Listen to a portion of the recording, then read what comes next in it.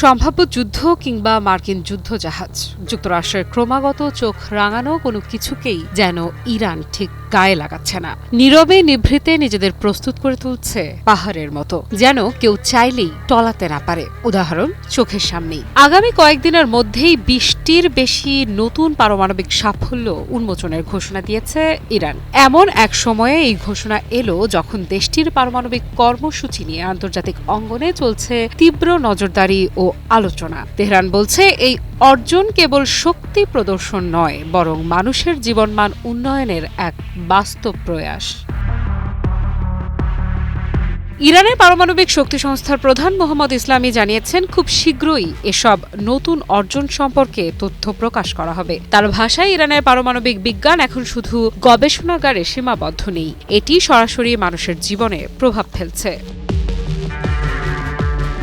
ইসলামী বলেন, নতুন এই সাফল্যগুলোর বড় অংশই চিকিৎসা ও স্বাস্থ্যসেবা, পরিবেশ সুরক্ষা এবং শিল্প খাতের সঙ্গে সম্পর্কিত। এগুলো নিছক প্রযুক্তিগত অগ্রগতি নয়, বরং বিজ্ঞানের বাস্তব প্রয়োগ, যা ইরানি জনগণের জীবনমান উন্নয়নে ভূমিকা রাখবে।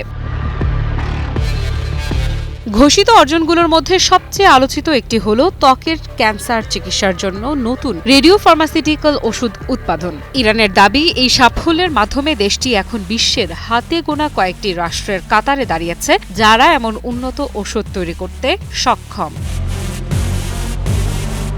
মোহাম্মদ ইসলামী জানান, ওষুধটি ইতোমধ্যেই সফলভাবে ক্লিনিক্যাল ট্রায়াল সম্পন্ন করেছে। শুধু তাই নয়, এটি এখন ইরানের জাতীয় চিকিৎসা ব্যবস্থার অন্তর্ভুক্ত। ফলে ক্যান্সার আক্রান্ত রোগীরা পাচ্ছেন আধুনিক ও কার্যকর চিকিৎসা নিজ দেশেই। স্বাস্থ্য খাতে আরেকটি উল্লেখযোগ্য অগ্রগতি হিসেবে ইরান চালু করেছে কোল্ড প্লাজমা প্রযুক্তি নির্ভর ক্ষত চিকিৎসা ক্লিনিক। এই প্রযুক্তি দ্রুত ক্ষত সারাতে এবং সংক্রমণ কমাতে কার্যকর বলে দাবি করা হচ্ছে। এখনো পর্যন্ত দেশজুড়ে 12টি এমন ক্লিনিক চালু হয়েছে এবং খুব শিগগিরই আরও ক্লিনিক খোলার প্রস্তুতি চলছে। পারমাণবিক প্রযুক্তির ব্যবহার এখানেই থেমে নেই। ইসলামী আরও বলেন, কোয়ান্টাম বিজ্ঞান, লেজার প্রযুক্তি এবং ডিউটেরিয়াম প্রক্রিয়ারও উল্লেখযোগ্য অগ্রগতি অর্জন করেছে ইরান। তার মতে, এগুলো ভবিষ্যৎমুখী প্রযুক্তি যা দেশটিকে বৈজ্ঞানিক গবেষণার অগ্রসারিতে নিয়ে যাচ্ছে। তিনি বলেন, এসব অর্জন প্রমাণ করে যে ইরান কেবল বর্তমান চাহিদা নয়, ভবিষ্যতের বিজ্ঞান ও প্রযুক্তির দিকেও সমানভাবে নজর দিচ্ছে। গবেষণা, উদ্ভাবন আর বাস্তব প্রয়োগ, এই তিনের সমন্বয়েই ইরানের পারমাণবিক কর্মসূচির মূল ভিত্তি। হিরন আরও মিনারেল ওয়াটার, মাত্র 50 পয়সায় প্রতি লিটার। শুধু স্বাস্থ্য বা বিজ্ঞান নয়, শিল্প, পরিবেশ ও খনিজ খাতেও পারমাণবিক প্রযুক্তির নতুন ব্যবহার সামনে আনতে যাচ্ছে তেহরান। ইসলামের ভাষায় এসব সাফল্য ধাপে ধাপে প্রকাশ করা হবে, যাতে মানুষ দেখতে পারে পারমাণবিক বিজ্ঞান কিভাবে জাতীয় উন্নয়ন ও জনকল্যাণে কাজে লাগানো হচ্ছে। বিশ্লেষকদের মতে, এই ঘোষণা ইরানের জন্য দ্বিমুখী বার্তা বহন করছে। একদিকে এটি বৈজ্ঞানিক সক্ষমতার প্রদর্শন, অন্যদিকে আন্তর্জাতিক মহলে চলমান আলোচনার প্রেক্ষাপটে একটি স্পষ্ট অবস্থান। সব মিলিয়ে আগামী দিনগুলোতে ইরান কী ধরনের পারমাণবিক সাফল্য উন্মোচন করে সেদিকেই এখন তাকিয়ে আন্তর্জাতিক মহল। এই অর্জন কি কেবল বিজ্ঞানেই সীমাবদ্ধ থাকবে, নাকি বৈশ্বিক রাজনীতিতেও ফেলবে নতুন প্রভাব? যুদ্ধ নাকি চুক্তি? ইরান যুক্তরাষ্ট্র আলোচনায় ফেরার শেষ সুযোগ। মধ্যপ্রাচ্যের উত্তেজনার মাঝে তুরস্কের ইস্তাম্বুল হতে যাচ্ছে এমন একটি বৈঠকের মঞ্চ যার নাম ইতিহাসে লেখা হতে পারে। ইরানের পররাষ্ট্রমন্ত্রী আব্বাস আরাকচি ও মার্কিন বিশেষ দূত স্টিভ উইটকফ মুখোমুখি বসতে যাচ্ছেন। দীর্ঘদিনের হুমকি পাল্টা হুমকির পর এই প্রথম সরাসরি আলোচনার ইঙ্গিত। ইরানের প্রেসিডেন্ট মাসুদ পেজেশকিয়ান ইতোমধ্যেই নির্দেশ দিয়েছেন পরমাণু আলোচনাকে পুনরুজ্জীবিত করার। কাতার, তুরস্ক, মিশর ও ওমানের মধ্যস্থতায় অনুষ্ঠিত হতে যাওয়া বৈঠকে দুই দেশের বর্তমান উত্তেজনা কমানো ও কূটনৈতিক সমাধানের পথ খুঁজে বের করার চেষ্টা করা হবে। ইরানের পররাষ্ট্র মন্ত্রণালয়ের মুখপাত্র ইসমাইল বাঘাই জানিয়েছেন, পরোক্ষ আলোচনার মাধ্যমে আমরা প্রতিটি কূটনৈতিক ধাপ চূড়ান্ত করার চেষ্টা করছি। ইরানি পররাষ্ট্রমন্ত্রী ইতিমধ্যে সৌদি আরব, মিশর ও তুরস্কের পররাষ্ট্রমন্ত্রীদের সঙ্গে টেলিফোনে আলোচনা করেছেন। গত বছর জুনে ইরানের ওপর ইসরায়েল ও যুক্তরাষ্ট্রের হামলার পর পরমাণু ইস্যুতে চলমান আলোচনা স্থবির হয়ে গিয়েছিল, কিন্তু এবার দুই পক্ষই সামরিক হুমকি থেকে কিছুটা সরে এসে কূটনৈতিক পথ বেছে নেবার দিকে এগোচ্ছে। এদিকে আলোচনা শুরুর আগেই ব্যাঘাত ঘটিয়েছেন মার্কিন প্রেসিডেন্ট ডোনাল্ড ট্রাম্প। দীর্ঘ সময়ের হুমকি পাল্টা হুমকির পর অবশেষে আলোচনায় ফেরার শেষ সুযোগ ছিল দুই দেশের, তবে এখানেও ঝামেলা বাঁধিয়েছেন ট্রাম্প।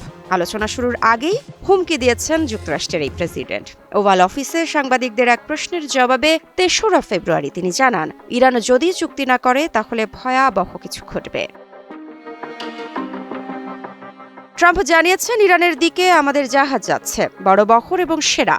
ইরানের সঙ্গে আমাদের আলোচনা চলছে, দেখা যাক কি হয়। যদি আলোচনার মাধ্যমে কোনো সমাধান হয় অসাধারণ হবে, কিন্তু যদি এর মাধ্যমে না হয় তাহলে ইরানের সঙ্গে খারাপ কিছু ঘটবে। কি বুঝলেন ভাই? অনলি যেটাই চাই। সব মিলিয়ে ইস্তাম্বুলে এই বৈঠক কেবল দুই দেশের মধ্যে সীমাবদ্ধ নয়, পুরো মধ্যপ্রাচ্যের ভবিষ্যৎ নির্ধারণে এর প্রভাব অমূল্য। কে জিতবে কূটনীতির খেলায়, যুক্তরাষ্ট্র না ইরান, তার জন্য হয়তো অপেক্ষা করতে হবে আরও কয়েকটা দিন। ইরানের খুব কাছেই প্রস্তুত যুক্তরাষ্ট্রের বিমানবাহী রণতরী, প্রস্তুত তাতে যুদ্ধ বিমানও। পরিস্থিতি এমন যেন যে কোনো সময় হামলা হতে পারে ইরানের ওপর। এমনটাই ছিল গত কয়েকদিনের ইরান যুক্তরাষ্ট্রের মাঝে সামরিক উত্তেজনা। ইরানও প্রস্তুত তার মিসাইল ঘাঁটি নিয়ে, তবে সে পরিস্থিতির যেন কিছুটা উন্নতি হয়েছে। মধ্যপ্রাচ্যের যুদ্ধ পরিস্থিতির মাঝেই শোনা যাচ্ছে আলোচনার সম্ভাবনা। আগামী ৬ ফেব্রুয়ারি তুরস্কে সরাসরি বৈঠকে বসছেন ইরানের পররাষ্ট্রমন্ত্রী আব্বাস আরাকচি এবং যুক্তরাষ্ট্রের বিশেষ দূত স্টিভ উইটকফ। তবে এই শান্তির আবহে আবারও অশান্তির ইঙ্গিত দিলেন যুক্তরাষ্ট্রের প্রেসিডেন্ট ডোনাল্ড ট্রাম্প। এই আলোচনাকে ঘিরে আন্তর্জাতিক অঙ্গনে যখন কৌতূহল তুঙ্গে, তখনই ওভাল অফিসে সাংবাদিকদের প্রশ্নের জবাবে হুমকির সুরে কথা বলেন ট্রাম্প। বলেন, ইরান যদি চুক্তি না করে তাহলে ভয়াবহ কিছু ঘটবে। তার বক্তব্যে স্পষ্ট ইঙ্গিত, আলোচনার টেবিলের বাইরে এখনও সামরিক চাপের পথ খোলা রেখেছে ওয়াশিংটন। ট্রাম্প বলেন, ইরানের দিকে যুক্তরাষ্ট্রের জাহাজ এগোচ্ছে, বড় বহর, সেরা সামরিক শক্তি সবই প্রস্তুত। তার ভাষায়, আমাদের আলোচনা চলছে, দেখা যাক কি হয়। আলোচনার মাধ্যমে সমাধান হলে সেটা দারুণ হবে, কিন্তু না হলে ইরানের সঙ্গে খারাপ কিছু ঘটবে। এই মন্তব্য নতুন করে প্রশ্ন তুলছে, আলোচনা কি আদৌ শান্তিপূর্ণ সমাধানের দিকে যাচ্ছে, নাকি এটি আরেক দফা চাপ তৈরির কৌশল? এর মধ্যে আল জাজিরা ও রয়টার্স সহ একাধিক আন্তর্জাতিক সংবাদ মাধ্যম জানিয়েছে, ইরানের প্রেসিডেন্ট মাসুদ পেজেশকিয়ান পরমাণু আলোচনা পুনরুজ্জীবনের আনুষ্ঠানিক নির্দেশ দিয়েছেন। দীর্ঘদিন ধরে স্থবির থাকা কূটনৈতিক প্রক্রিয়াকে ফের সচল করতেই এই উদ্যোগ। এই প্রক্রিয়ার অংশ হিসেবে কাতার, তুরস্ক, মিশর ও ওমানের মধ্যস্থতায় ৬ ফেব্রুয়ারি তুরস্কের ইস্তাম্বুলে দুই দেশের মধ্যে একটি গুরুত্বপূর্ণ বৈঠক অনুষ্ঠিত হতে পারে বলে জানা গেছে। এটিকে বহুদিন পর সবচেয়ে তাৎপর্যপূর্ণ সরাসরি সংলাপ হিসেবে দেখছেন কূটনৈতিক বিশ্লেষকেরা।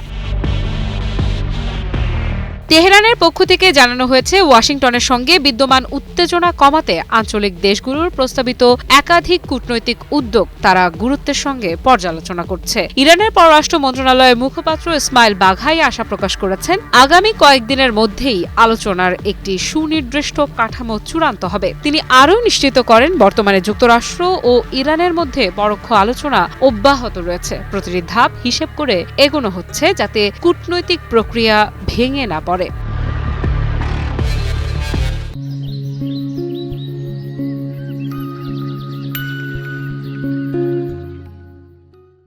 উদ্যোগের অংশ হিসেবে ইরানের পররাষ্ট্রমন্ত্রী আব্বাস আরাকচি ইতোমধ্যেই সৌদি আরব, মিশর ও তুরস্কের পররাষ্ট্রমন্ত্রীদের সঙ্গে টেলিফোনে আলোচনা করেছেন। আঞ্চলিক সমর্থন নিশ্চিত করাই এই যোগাযোগের মূল লক্ষ্য। এই কূটনৈতিক তৎপরতা শুরু হয়েছে এমন এক সময়ে যখন তেহরান ও ওয়াশিংটন উভয় পক্ষই সরাসরি সামরিক পদক্ষেপের হুমকি থেকে কিছুটা হলেও সরে আসার ইঙ্গিত দিচ্ছে। যদিও ট্রাম্পের সাম্প্রতিক মন্তব্য সেই আশায় নতুন করে অনিশ্চয়তা যোগ করেছে। গত বছর জুনে ইরানের ওপর ইসরায়েল ও যুক্তরাষ্ট্রের হামলার পর ইরান ও যুক্তরাষ্ট্র আলোচনা কার্যত থমকে গিয়েছিল। সেই স্থবিরতার পর এই বৈঠককে অনেকেই দেখছেন সম্ভাব্য মোড় ঘোরানো মুহূর্ত হিসেবে। ইরানকে ঘিরে আরব সাগরে ঘটল লঙ্কা কাণ্ড। তাহলে কি ইরানের বিরুদ্ধে সংঘাত বাঁধিয়েই দিল যুক্তরাষ্ট্র? ইরানের ছোড়া আত্মঘাতী ড্রোন ভূপাতিত করার মাধ্যমেই কি শুরু হলো দেশটির বিরুদ্ধে যুক্তরাষ্ট্রের আগ্রাসন? জানা গেছে আরব সাগরের আকাশে উড্ডয়নরত ইরানের শাহেদ 129 মডেলের আত্মঘাতী একটি ড্রোনকে ভূপাতিত করার দাবি করেছে মার্কিন কেন্দ্রীয় কমান্ড, যাকে ঘিরে চরম উত্তেজনা বিরাজ করছে পুরো মধ্যপ্রাচ্যে। কারণ সাম্প্রতিক সময়ে ইরান যুক্তরাষ্ট্রের মাঝে সামরিক উত্তেজনা ছড়িয়ে পড়ার পর প্রথম সংঘাতের ঘটনা এটি। তাহলে কি যুক্তরাষ্ট্রের রণতরীকে ঘায়েল করার জন্যই এগিয়ে যাচ্ছিল ইরানের ওই ড্রোনটি? এর মাধ্যমেই কি শুরু হবে আঞ্চলিক যুদ্ধ? ইরানের ভূখণ্ড কিংবা দেশটির কোনো স্বার্থে যুক্তরাষ্ট্র আঘাত করলেই কঠোর জবাবের মুখোমুখি হবে মার্কিন প্রশাসন। বেশ কিছুদিন ধরেই এমন হুঁশিয়ারি দিয়ে আসছিল ইরানের শীর্ষ সামরিক কর্মকর্তারা। এমনকি ইরানের সর্বোচ্চ ধর্মীয় নেতা আয়াতুল্লাহ আলী খামেনি সম্প্রতি বলেছিলেন, যুক্তরাষ্ট্রের জানা উচিত যে এবার যদি তারা ইরানকে ঘিরে যুদ্ধ শুরু করে তাহলে সেটি আঞ্চলিক সংঘাতে পরিণত হবে। আর মার্কিন প্রেসিডেন্ট ডোনাল্ড ট্রাম্প তার আগ্রাসী মন্তব্যে ইরানকে হুঁশিয়ার করে জানিয়েছিলেন, তেহরান যদি ওয়াশিংটনের সাথে পারমাণবিক ইস্যুতে সমঝোতা না করে তাহলে ইরানের বিরুদ্ধে হামলা চালাবে যুক্তরাষ্ট্র। দুই পক্ষের মাঝে এমন বাকযুদ্ধের মধ্যেই পরিস্থিতি আর শান্ত থাকল না। প্রশ্ন হলো, কি ঘটেছিল আরব সাগরে?